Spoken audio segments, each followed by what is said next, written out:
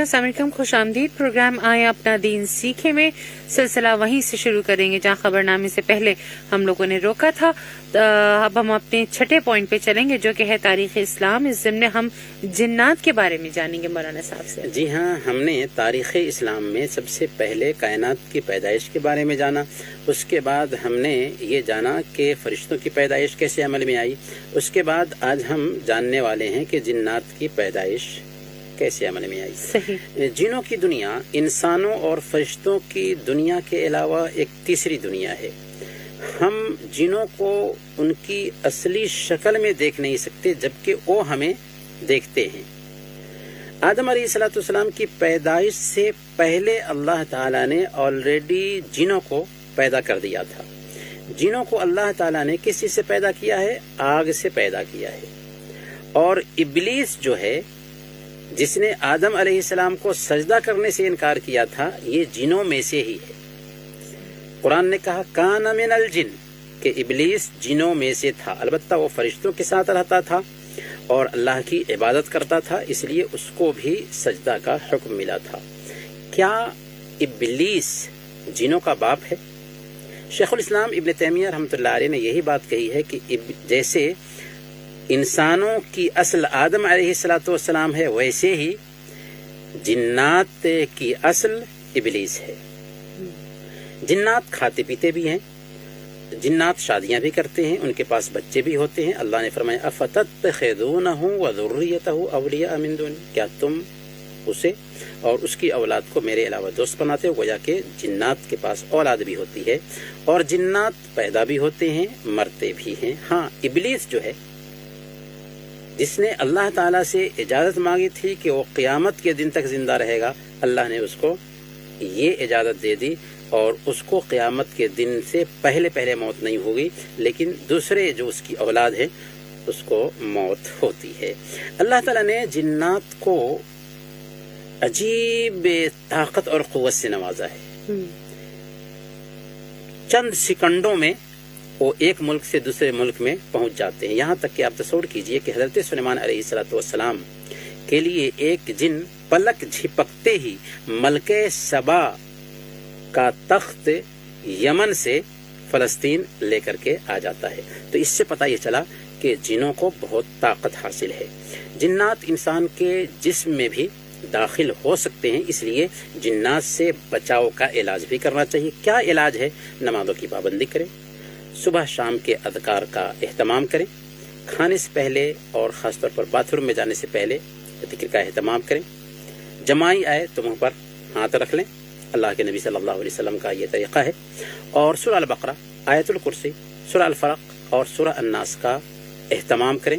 انشاءاللہ جنوں کے شر سے محفوظ رہیں گے، شیاطین کے شر سے محفوظ رہیں گے انشاءاللہ۔ آخری پوائنٹ پہ بھی چلیں گے، عمل کے جو 4 پوائنٹس ہیں، لیکن اس سے پہلے مولانا صاحب ایک کالر لے رہے ہیں، جی اگر آپ کی اجازت ہو۔ جی بالکل۔ ہیلو، السلام علیکم۔ السلام علیکم ورحمۃ اللہ وبرکاتہ۔ وعلیکم السلام۔ جی بیٹا، کون بات کر رہے ہیں؟ یعقوب شیخ۔ یعقوب شیخ، باتھ روم میں جانے سے پہلے کون سی دعا پڑھتے ہیں بیٹا؟ بسم اللہ۔ ہاں، بسم اللہ۔ چلیں، بسم اللہ کا نام لے کر کے جواب آپ کا صحیح مان لیتے ہیں، لیکن اس کے ساتھ ساتھ ایک اور لفظ ہے، اللہم انی اعوذ بک من الخبث والخبائث۔ تو بسم اللہ کہنا ضروری ہوتا ہے، یعنی جب آپ باتھ روم میں جا رہے ہیں تو بسم اللہ کہیں اور پھر اضافہ کریں اللہم انی اعوذ بک من الخبث والخبائث۔ جواب صحیح۔ چلے بیٹا، بہت شکریہ۔ جی مولانا صاحب، عمل کے 4 پوائنٹس کو عملی زندگی میں برتنے کا عہد کریں گے۔ علم وہ ہے جو عمل میں ڈھل جائے، اس لیے آئیے ہم عہد کرتے ہیں کہ روزانہ قرآن کریم کی تلاوت کریں گے، اگرچہ چند آیتیں ہی صحیح۔ دوسرے نمبر پر روزانہ ہم دین سیکھنے کے لیے کچھ وقت نکالیں گے انشاءاللہ، اور تیسرے نمبر پر صبح اور شام کے اذکار کا اہتمام کریں گے، اور چوتھے نمبر پر جو آج کا ہمارا ٹاپک بھی ہے کہ ہم اپنی بہنوں کو، عورتوں کو وراثت میں ان کا حصہ دیں گے انشاءاللہ۔ تو آج سامعین جو ہمارا ٹاپک ہے وہ ہے خواتین کا وراثت سے محروم کیوں، خواتین وراثت سے محروم کیوں ہیں۔ تو اس میں سب سے پہلے مولانا صاحب، میت کے اس سے متعلق کیا کیا آپ حقوق ہیں ذرا بتائیے گا۔ جی، سب سے پہلے تو ہم یہ عرض کریں گے کہ چونکہ جائیداد اور مال سے اس مسئلے کا تعلق ہے، جی، اس لیے اگر ہم میں سے کسی آدمی کو بتایا جائے کہ فلاں آدمی ہے جس کا مال حرام کا ہے یا فلاں آدمی غلط طریقے سے مال کماتا ہے، تو ہم میں کا جو دیندار آدمی ہوگا کیا اس کی دعوت میں جانا چاہے گا؟ جواب یہی ہے کہ نہیں۔ کیوں؟ اس لیے کہ وہ حرام پیسہ کماتا ہے، حرام طریقے سے وہ کھاتا پیتا ہے۔ لیکن افسوس کی بات یہ ہے کہ بہت سارے ایسے بھائی ہیں، بہت ساری ایسی بہنیں ہیں جو خواتین کی وراثت سے ان کو محروم کیا گیا ہے اور اس نقطے کی طرف دھیان نہیں دیتے، یعنی بہت سارے ایسے بھائی ہیں جو اپنی بہنوں کا حق دبا کر کے رکھے ہوئے ہیں اور نارمل طریقے سے زندگی گزارتے ہیں، اور ہمارے ذہن میں بھی نہیں آتا کہ کیا وہ بھی حرام خوری کر رہے ہیں۔ اس لیے آج کا ٹاپک بہت ہی اہمیت رکھنے والا ٹاپک ہے، کیوں ہم بہنوں کا حق دبا کر کے حرام خوری کر رہے ہیں۔ تو اس حوالے سے آپ کا جو پہلا سوال ہے کہ ترکہ سے متعلق، یعنی جب انسان جب مال چھوڑتا ہے تو ترکہ سے متعلق کیا کیا احکام ہیں، تو سب سے پہلے نمبر پر ایک آدمی کو چاہیے کہ میت کی تجہیز و تکفین میں مال کا استعمال کیا جائے، جو کچھ بھی ایک میت نے چھوڑا ہے اس کا سب سے پہلے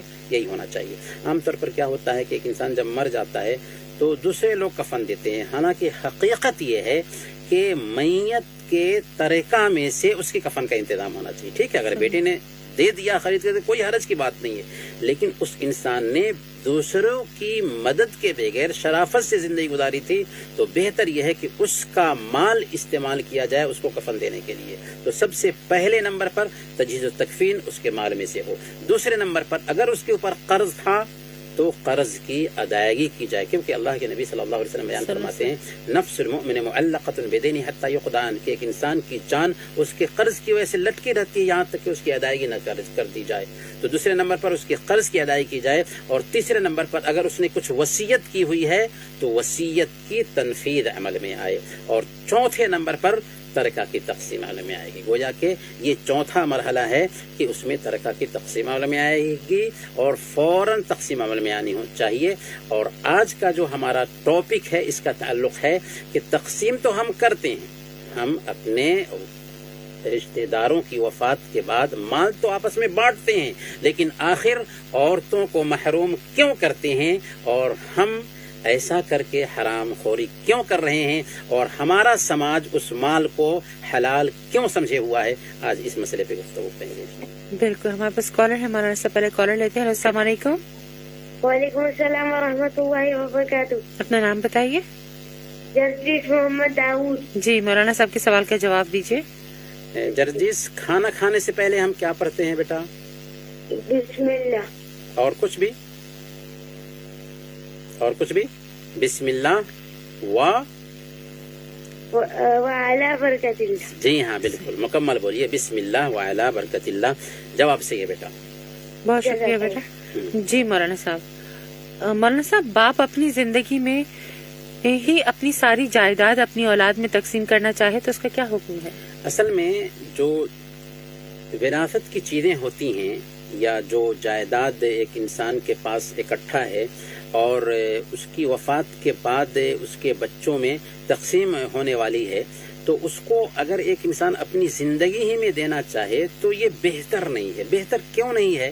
اس لیے کہ جب بچوں میں آپ تقسیم کر دیں گے تو آپ خالی ہاتھ ہو جائیں گے، اب آپ کا ویلو نہیں رہے گا، آپ کا وقار نہیں رہے گا، بلکہ اگر آپ کی اولاد دیندار نہیں تو ہو سکتا ہے آپ کو روڈ پہ بھی ڈال دے، جیسا کہ آج کی دنیا کرتی ہے کہ اپنے والدین کو اولڈ ایج ہوم میں ڈال دیتی ہے۔ لیکن دیندار بھی ہے آپ کی اولاد، پھر بھی بہتر نہیں ہے۔ اس کے باوجود بھی اگر کوئی ماں باپ اپنی اولاد کو اپنی زندگی میں ہی اپنی جائیداد تقسیم کرنا چاہتے ہیں تو اس بات کی گنجائش پائی جاتی ہے۔ البتہ تقسیم کا طریقہ کیا ہوگا یہ اہم ہے۔ تو یہ بات نوٹ کرنے کی ہے کہ ایک ہوتا ہے نفقہ، ہم اپنے بچوں پہ کچھ خرچ کرتے ہیں، تو کبھی کبھار ایک بچے کو بہت زیادہ پیسے کی ضرورت ہوتی ہے کہ وہ میڈیکل کی تعلیم حاصل کر رہا ہے، دوسرے بچے کو یا ایک بچی ہے تو اس کو زیادہ پیسے کی ضرورت نہیں ہوتی ہے، یا کسی بچی کو زیادہ پیسے کی ضرورت ہوتی ہے کہ وہ میڈیکل کی تعلیم حاصل کر رہی ہے یا کوئی اچھا کورس کر رہی ہے، تو نفقہ میں جو ہے نا اونچ نیچ ہو سکتا ہے. پر اگر ہدیہ ہے جس کو ہم گفٹ کہتے ہیں تو گفٹ میں برابری ہونی چاہیے. اللہ کے نبی صلی اللہ علیہ وسلم نے جب بشیر رضی اللہ تعالیٰ عنہ نے اپنے بیٹے نعمان کو کچھ ہدیہ دیا تھا اور اللہ کے نبی صلی اللہ علیہ وسلم کو گواہ بنانا چاہا تھا، تو آپ نے پوچھا ان سے کہ کیا تم اپنی تمام اولاد کو دینا چاہتے ہو؟ انہوں نے کہا کہ نہیں، بس بشیر کو دینا چاہتا ہوں، نعمان کو دینا چاہتا ہوں. تو آپ نے فرمایا اتق اللہ واعدلوا بین اولادکم، کہ اللہ سے ڈرو اور اپنی اولاد کے بیچ انصاف کرو. تو ہدیہ اور تحفہ میں برابری ہونی چاہیے. اب سوال یہ ہے، میں اصل میں یہ تمہید اس لیے باندھا تاکہ ہم یہ جان سکیں کہ یہ جو وراثت کی چیز جو بعد میں وفات کے بعد منتقل ہونے والی تھی، یہ مال اپنی زندگی ہی میں ایک باپ بانٹنا چاہتا ہے اپنی اولاد کے بیچ، تو کیا اس کو بھی گفٹ کی شکل میں برابر تقسیم کریں گے؟ نہیں. اللہ کی تقسیم جو ہے وہ سب سے بہتر تقسیم ہے، انصاف پر مبنی تقسیم ہے، اور یہ مال جو باپ بانٹ رہا ہے اپنی زندگی میں وہ اصل میں وراثت کی چیز ہی ہے. اس لیے اگر بچیاں ہیں تو ان کو ایکہرا حصہ ملے گا، بچے ہیں تو دوہرا حصہ ملے گا، اگرچہ زندگی ہی میں کیوں نہ تقسیم کریں. صحیح. ہمارے پاس کالر ہے، مولانا صاحب کالر لیتے ہیں. السلام علیکم.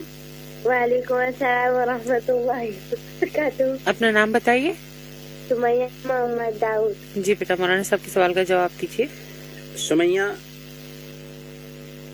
امہات المؤمنین کن کو کہا جاتا ہے؟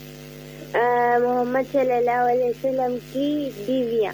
بہت خوب بیٹا، بہت خوب، جواب صحیح ہے. بہت شکریہ بیٹا.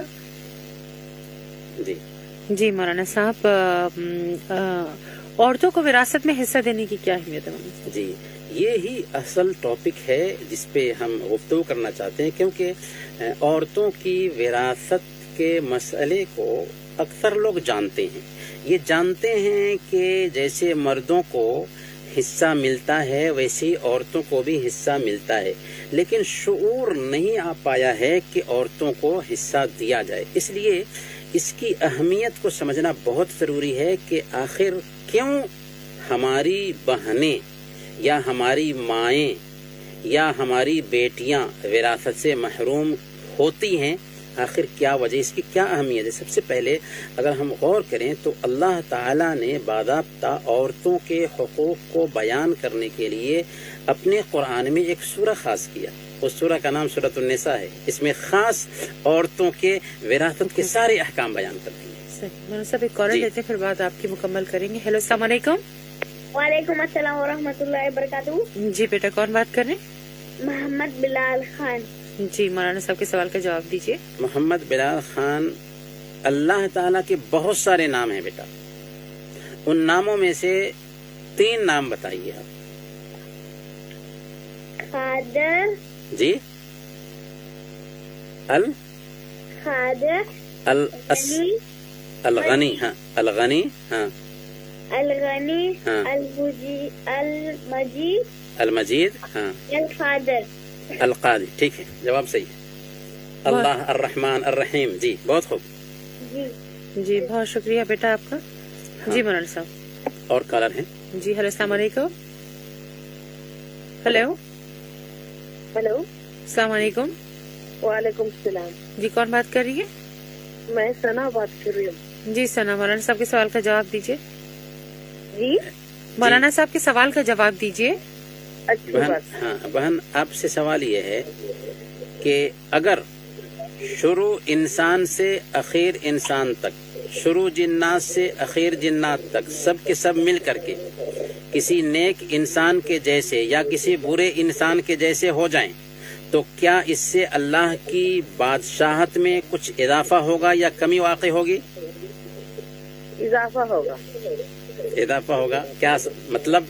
اگر دنیا کے سارے کوئی کمی انسان، نہیں ہوگی. کوئی کمی نہیں واقع ہوگی. نہیں جی ہاں، ہوگی. بالکل صحیح بات ہے، کوئی کمی واقع نہیں ہوگی. بہت شکریہ. ہمارے پاس ایک اور کالر ہے. ہیلو، السلام علیکم. وعلیکم السلام ورحمۃ اللہ وبرکاتہ. جی کون بات کر رہے ہیں؟ جلیبی محمد داؤد. جی مولانا صاحب کے سوال کا جواب دیجیے. جلیبی، وضو کے کتنے فرائض ہوتے ہیں؟ 6 فرائض ہوتے ہیں.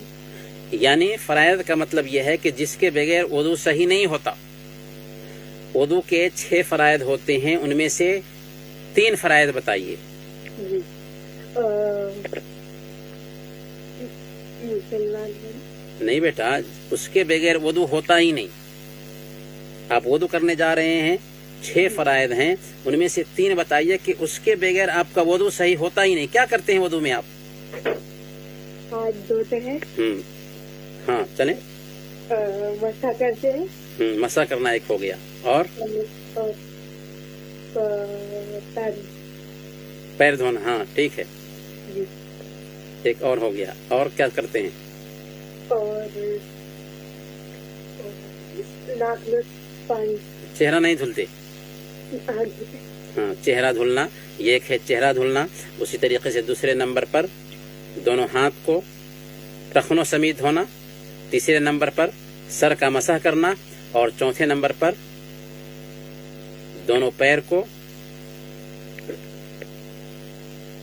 ٹخنوں کے ساتھ جی جی دونوں پیر کو ٹخنوں سمیت ہونا. اور اسی طریقے سے موالات یعنی ترتیب ہو، اور اسی طریقے سے ترتیب پائی جائے اور موالات پائی جائے. تو یہ 6 شرطیں فرائض ہیں وضو کے. جی بہت شکریہ آپ کا. ہمارے پاس ایک اور کالر ہے. ہیلو السلام علیکم. وعلیکم السلام. اپنا نام بتائیے. امیرہ. جی امیرہ، مولانا صاحب کے سوال کا جواب دیجیے. امیرہ، ہفتے کا سب سے افضل دن کون سا ہوتا ہے بیٹا؟ جمعہ. جمعہ. بہت خوب بیٹا، جواب بہت صحیح. شکریہ آپ کا. جی مولانا صاحب. ہاں تو ہم بات کر رہے تھے کہ اللہ تعالیٰ نے عورتوں کی وراثت کی کتنی اہمیت تھی کہ باضابطہ اللہ تعالیٰ نے سورہ النساء نام سے ایک سورہ اتاری اور اس کے اندر وراثت کے سارے احکام کو تفصیل سے بیان کیا. پھر ہم دیکھتے ہیں قرآن کریم میں کہ نماز کے احکام تفصیل سے نہیں ہے، زکوٰۃ کے احکام تفصیل سے نہیں ہے، روزے کے احکام تفصیل سے نہیں ہے، حج کے احکام تفصیل سے نہیں ہے، حالانکہ یہ اسلام کے بنیادی ارکان ہے. لیکن جب وراثت کی بات آتی ہے تو اللہ تعالیٰ نے وراثت کے سارے احکام تفصیل سے بتا دیا کہ کس کو کتنا ملنا ہے، کس کو کتنا ملنا ہے، ساری تفصیل بتا دی. کیوں؟ سب سے پہلے نمبر پر چونکہ زمانے جاہلیت میں مردوں کو وراثت میں دیا جاتا تھا، عورتوں کو وراثت سے محروم کر دیا جاتا تھا. اللہ نے چاہا کہ یہ تفصیل خود بیان کر دے تاکہ کسی کے لیے اس میں ہیر پھیر کرنے کی گنجائش نہ رہے. دوسرے نمبر پر چونکہ مال کی محبت ایک انسان کی فطرت میں داخل ہے اور ایک انسان مال کا حریص ہوتا ہے، اس لیے وہ ہیر پھیر کر سکتا تھا، آگے پیچھے کر سکتا تھا. تو اللہ تعالیٰ نے چاہا کہ انسان کے لیے ہیر پھیر کرنے کا دروازہ ہی بند کر دے کہ جیسے مردوں کو اس کا حق ملتا ہے ویسے ہی اس کے رشتہ داروں میں عورتوں کو بھی حق دیا جائے. اس لیے اللہ تعالیٰ نے باضابطہ تفصیل سے اپنی کتاب میں عورتوں کے وراثت کی تحدید کر دی. اور پھر اللہ تعالیٰ سورہ النساء آیت نمبر 7 میں بیان کیا کرتا ہے، للرجال نصیب مما ترک الوالدان والاقربون وللنساء نصیب مما ترک الوالدان والاقربون مما قل منه او کثر، کہ ماں باپ اور رشتہ دار کے ترکہ میں مردوں کا بھی حصہ ہے اور عورتوں کا بھی حصہ ہے، مال چاہے زیادہ ہو یا کم ہو. 2 دینار بھی ہے، ایک بیٹا ہے ایک بیٹی ہے تو بیٹی کو بھی اس میں سے ملے گا، چاہے 2 دینار ہی ہمارے والد چھوڑ کر کیوں نہ گئے ہو. اللہ نے اخیر میں کیا فرمایا؟ نصیبا مفروضا، یہ اللہ کی طرف سے فرض کیا ہوا فیصلہ ہے، مقرر کیا ہوا حصہ ہے. جی کل آپ لیں گے. جی ہلو السلام علیکم. ہلو السلام علیکم. وعلیکم السلام. جی کون بات کر رہے ہیں؟ محمد راشد. جی مولانا صاحب کے سوال کا جواب دیجیے. اوکے. محمد راشد بھائی، جی اسلام کے کتنے پلرز ہیں؟ اسلام کے کتنے پلرز ہیں؟ ہاں، ارکان کتنے ہیں؟ 5 پلر. کون کون سے؟ نماز، حج، زکوٰۃ، روزہ،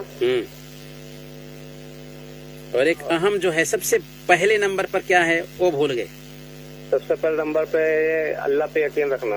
لا الہ الا اللہ محمد رسول اللہ کی گواہی دینا. कलमे शहादत की गवाही देना। तो तरतीब कैसे है? कलमे शहादत की गवाही देना, नमाज कायम करना दूसरे नंबर पर, ज़कात देना तीसरे नंबर पर, और रमज़ान के रोज़े रखना चौथे नंबर पर, और पांचवा नंबर जो है ना हज का आता है।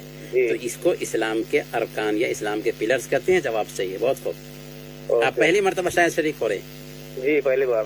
हर हफ्ता आइए और इनाम जीतिए इंशाल्लाह। इंशाल्लाह इंशाल्लाह। ओके। बहुत शुक्रिया आपका। हमारे पास एक और कॉलर है मौलाना साहब। हेलो, अस्सलाम वालेकुम। अस्सलाम वालेकुम वरहमतुल्लाहि वालेकुम अस्सलाम वरहमतुल्लाहि वबरकातुहू। क्या नाम है बेटा आपका? उम्मत अबू बकर खान। अबू बकर, आप बताइए दिन और रात में कितने वक्त की नमाजें पढ़ी जाती हैं?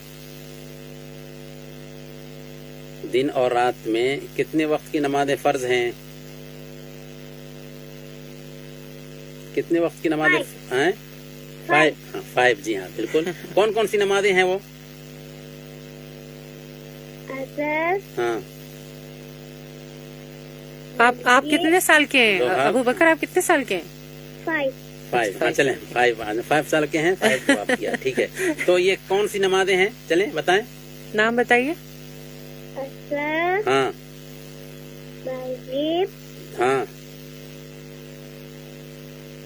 असर, हाँ, ज़ोहर, असर, मगरिब, ऐशा और फजर। चलें, जवाब सही है आपका, याद रखिए इसको। बहुत शुक्रिया। हमारे पास एक और कॉलर है। हेलो, अस्सलाम वालेकुम। वालेकुम सलाम। कौन बात कर रही है? फातिमा। जी फातिमा, मौलाना साहब के सवाल का जवाब दीजिए। जी बहन फातिमा, क्या बीमारियां एक दूसरे से मुंतकिल होती हैं? जी हाँ, होती है, मुतादी होती है। जबकि अल्लाह के नबी सल्लल्लाहु अलैहि वसल्लम ने कहा है कि ला अदवा, बीमारी बीमारी मुतअद्दी फैलने नहीं वाली होती। होती है ना, मुतादी होती है। अल्लाह के नबी ने फरमाया। अल्लाह के नबी सल्लल्लाहु अलैहि वसल्लम ने यह भी फरमाया कि ला अदवा, बीमारी मुतअद्दी नहीं होती, बीमारी नहीं फैलती। हाँ, मुतादी। अल्लाह के नबी सल्लल्लाहु अलैहि वसल्लम ने सही बुखारी और सही मुस्लिम में यह भी बयान फरमाया कि ला अदवा, बीमारी नहीं फैलती। क्या जवाब देंगे आप? अल्लाह के नबी सल्लल्लाहु अलैहि वसल्लम ने फरमाया हाँ।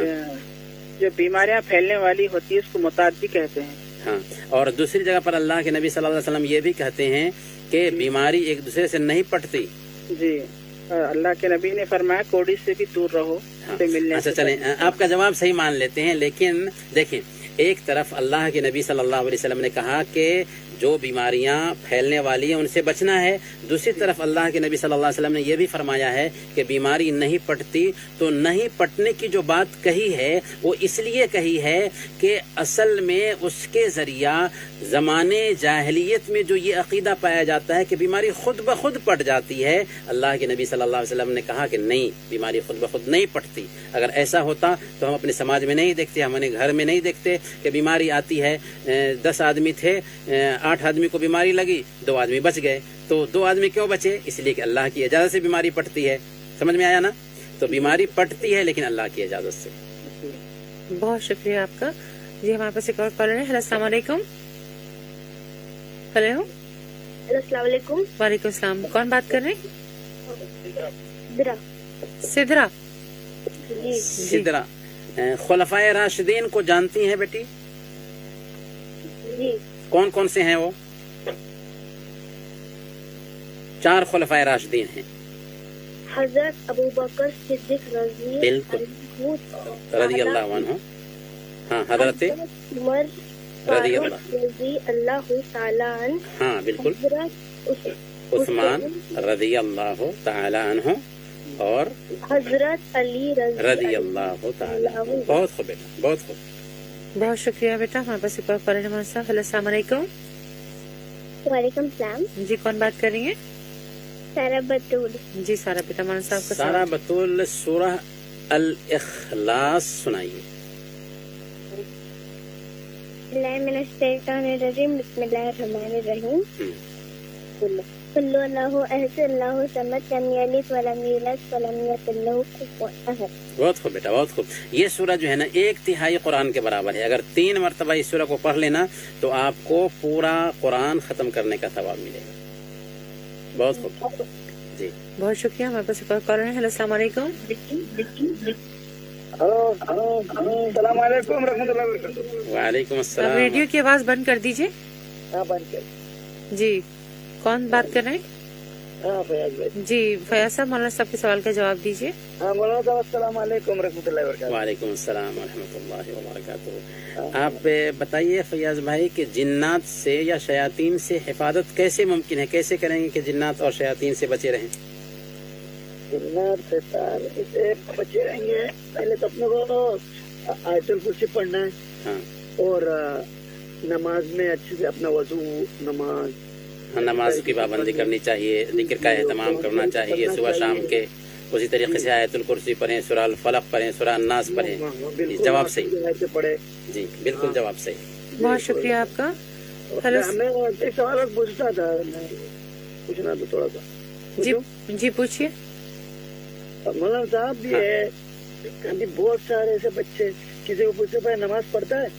हाँ पढ़ता हूँ ना, जुम्मे की पढ़ता हूँ ना भाई। हाँ।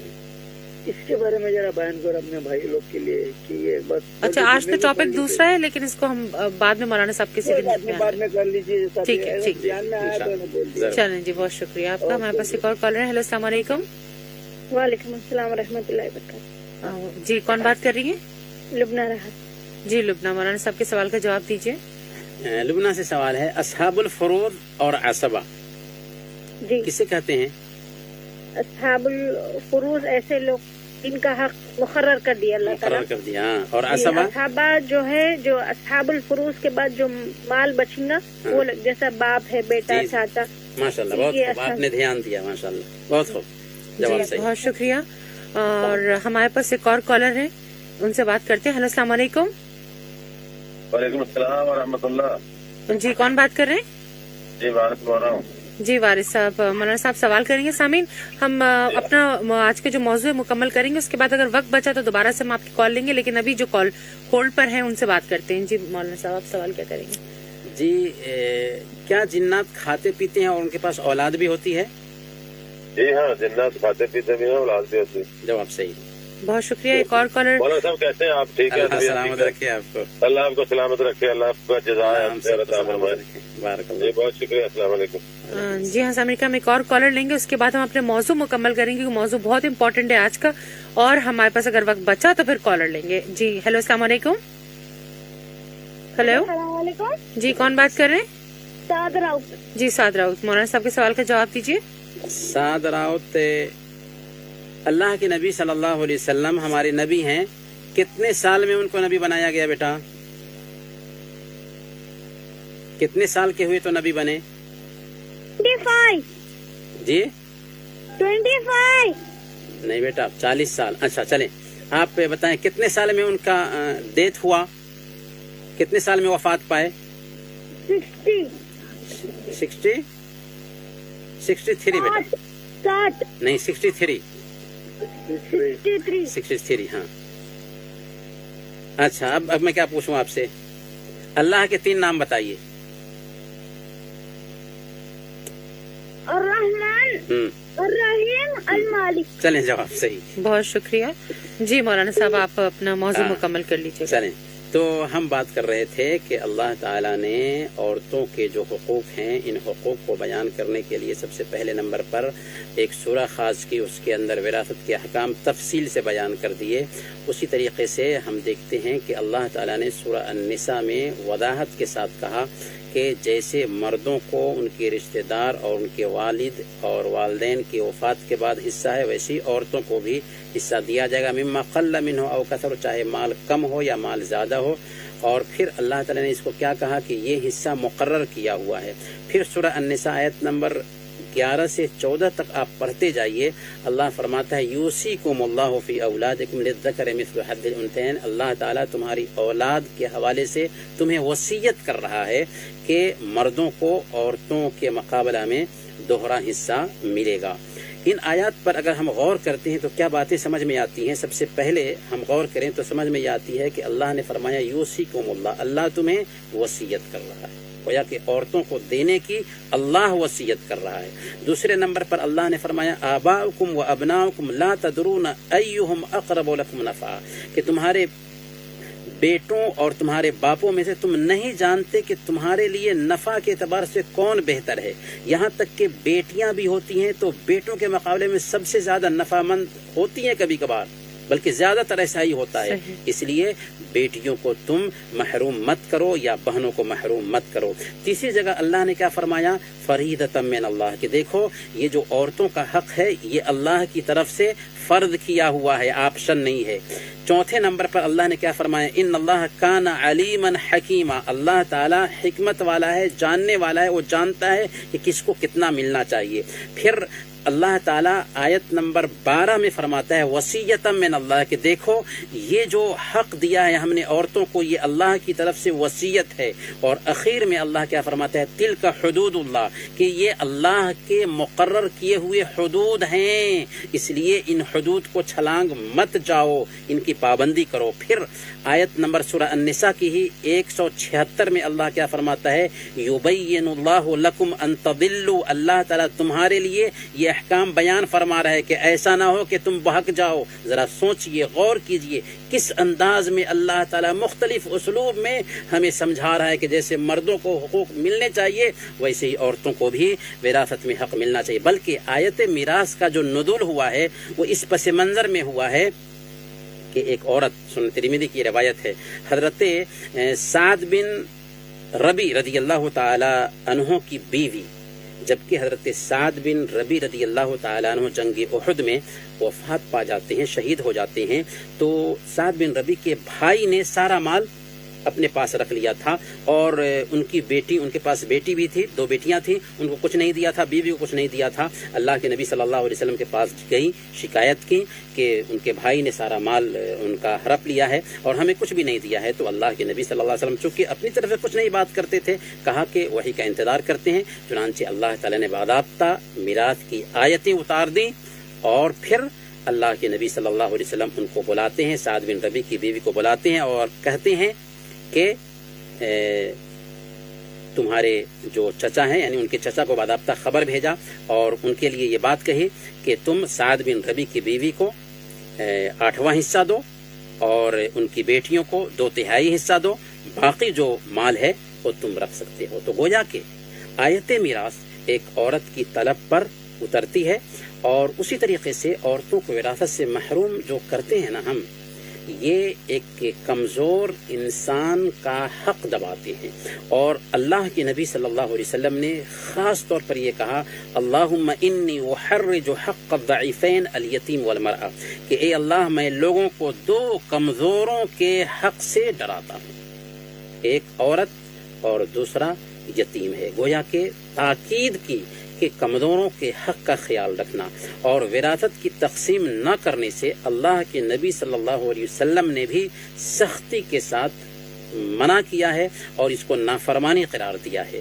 پھر اگر ہم اپنی بات کا خلاصہ کرنا چاہیں اس حوالے سے تو اللہ تعالیٰ تاکید کر رہا ہے، کہہ رہا ہے کہ نصیبا مفروضا یوصیکم اللہ فریضۃ من اللہ وصیۃ من اللہ تلک حدود اللہ یبین اللہ لکم ان تضلوا. اللہ تمہارے لیے بیان کر رہا ہے کہ ایسا نہ ہو کہ وراثت کی تقسیم میں بہک جاؤ. لیکن آج ہم بہک گئے ہیں، بلکہ اللہ تعالیٰ ان آیات کو بیان کرنے کے بعد کیا فرماتا ہے کہ جس نے اللہ کی اطاعت کی، اس کے رسول کی اطاعت کی، اس کے لیے جنت ہے جس میں ہمیشہ رہے گا، اور جس نے ان احکام کو نہیں مانا اس کے لیے جہنم ہے جس میں وہ ہمیشہ ہمیشہ رہے گا. گویا کہ اگر ہم اپنی بہنوں کا حق کھا رہے ہیں تو ہم اپنے لیے جہنم میں جگہ تیار کر رہے ہیں. بلکہ میراث کا جو حق ہے، ہم اگر ڈکار جاتے ہیں تو یاد رکھیں کہ یہ حرام خوری ہے، حرام مال کھانا ہے. اللہ کے نبی صلی اللہ علیہ وسلم بیان فرماتے ہیں لا يدخل الجنت لحم نبت من سحت، کہ وہ جسم جنت میں داخل نہیں ہو سکتا جو حرام مال سے پلا ہو. لیکن سماج نے عورتوں کی وراثت کے مال کو حلال کر لیا ہے. اسی لیے اگر کوئی انسان جو حرام پیسہ کماتا ہے وہ دعوت دے تو ہم سوچتے ہیں کہ اس کی دعوت کھانے جائیں یا نہیں کھانے جائیں، لیکن سماج نے اپنی بہنوں کی وراثت کو حلال قرار دیا، اس لیے بہنوں کا حق مارنے والوں کے پاس دعوت کھانے کے لیے جھجک محسوس نہیں کرتے، حالانکہ وہ سب سے بڑے مجرم ہیں جو اپنی بہنوں کا حق مار کر کے بیٹھے ہوئے ہیں اور وہ حرام مال کھا رہے ہیں. بلکہ میراث ہڑپنے والے ظالم ہیں، اور ظلم کا انجام کیا ہے؟ اتق دعوت المظلوم، اللہ کے نبی صلی اللہ علیہ وسلم نے فرمایا کہ مظلوم کی بد دعا سے بچو، کیونکہ اس کے اور اللہ کے بیچ کوئی پردہ نہیں ہوتا. آہ جاتی ہے فلک پر رحم لانے کے لیے، بادلو ہٹ جاؤ دے دو راہ جانے کے لیے. اس لیے ظلم جو لوگ بھی کرتے ہیں، ہمارے نبی کا فرمان ہے انصر اخاک ظالما او مظلوما، اپنے بھائی کی مدد کرو چاہے وہ ظالم ہو چاہے مظلوم ہو. یہ بھائی اس نے اپنے ہی رشتہ دار پہ ظلم کیا ہے. کسی دوسرے کی زمین اگر ہڑپ لینا تو دنیا والے تانا دیتے ہیں کہ یہ ظالم ہے کہ دوسرے کی زمین ہڑپ لیے ہوا ہے، لیکن بہن کی زمین، بہن کی جائیداد ہم ہڑپ کر کے کھا رہے ہوتے ہیں اور دنیا والے بے فکر ہوتے ہیں، سمجھتے ہی نہیں کہ کچھ ہڑپ کر کے کچھ کیا ہے، حالانکہ یہ بھی دراصل دوسرے کا حق مارنا ہے. اور ایسی وجہ سے کیا ہوتا ہے، ہماری دعائیں قبول نہیں ہوتی. اللہ کے نبی صلی اللہ علیہ وسلم نے بیان فرمایا کہ انسان لمبا سفر کرتا ہے، ہاتھ اٹھائے ہوئے کہتا ہے یا اللہ ہماری دعا سن لے، لیکن کیسے آخر اس کی دعا سنے گا اللہ تعالیٰ، جبکہ اس کا کھانا حرام کا ہے، اس کا پینا حرام کا ہے اور حرام غذا سے اس کی پرورش ہوئی ہے. ہم حرام مال کھا رہے ہیں، بہنوں کا حق دبائے ہوئے ہیں، کیسے اللہ تعالیٰ ہماری سنے گا. بلکہ بندوں کے جو حقوق ہوتے ہیں اللہ تعالیٰ معاف نہیں کرتا. ہم اپنی بہن کا جو حق دبا کر کے اپنے بیٹے کو دے کر کے جاتے ہیں، یعنی دوسرے کے لیے اپنی عاقبت خراب کرتے ہیں. جیسے بہن ہے ویسے ہی بیٹا ہے، لیکن بیٹوں کو دے دیا اور اپنی عاقبت خراب کر لی. یاد رکھیں بہن کل قیامت کے دن اللہ کے دربار میں آئے گی اور اپنا حق لے جائے گی، مال کی شکل میں نہیں بلکہ پہاڑوں جیسی جو نیکیاں لے کر کے گئے تھے ان نیکیوں کی شکل میں مال لے کر کے جائے گی، اور ہم اس وقت خالی ہاتھ رہ جائیں گے، پھر ہمیں جہنم میں دھکیل دیا جائے گا. یہی سب سے بڑھ کر مفلس ہوگا. اللہ کے نبی صلی اللہ علیہ وسلم نے اس کی وضاحت کی ہے. اس لیے ہمیں چاہیے کہ بہنوں کو وراثت میں ان کا حق دیں.